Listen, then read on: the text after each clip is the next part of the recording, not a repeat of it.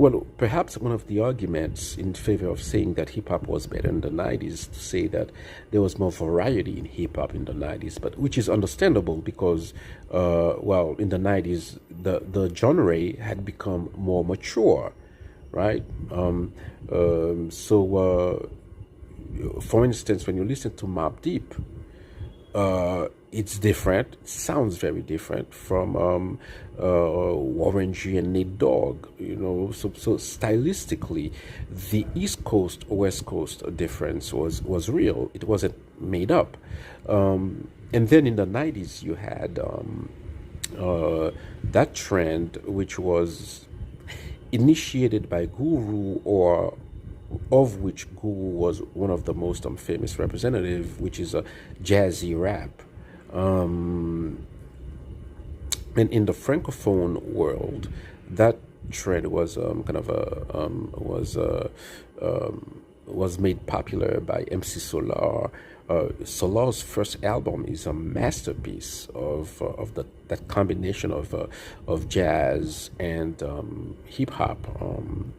And there is one more, just to show the variety. And you had kind of a techno music, like Snap. You always had a guy who's rapping in techno, kind of a house music, whatever they call it. Electronic music, Euro dance. There was always a rapper. If you remember Dr. Alban, I don't know how to pronounce it in English, but he was very popular. He had that song, "Look Who's Talking." I mean, he's rapping, well, no, and but it was classified as Euro dance, as techno, but these were these were rappers in a way. The guy from Snap was a rapper. And what other trend was there in hip hop in the 90s?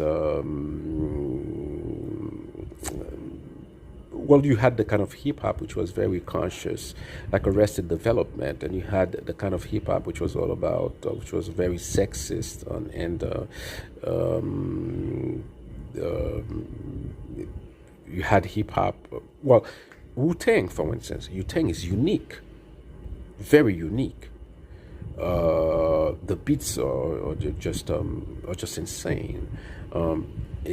Well, again, when you listen to Wu-Tang, it's very different from what came out from the West.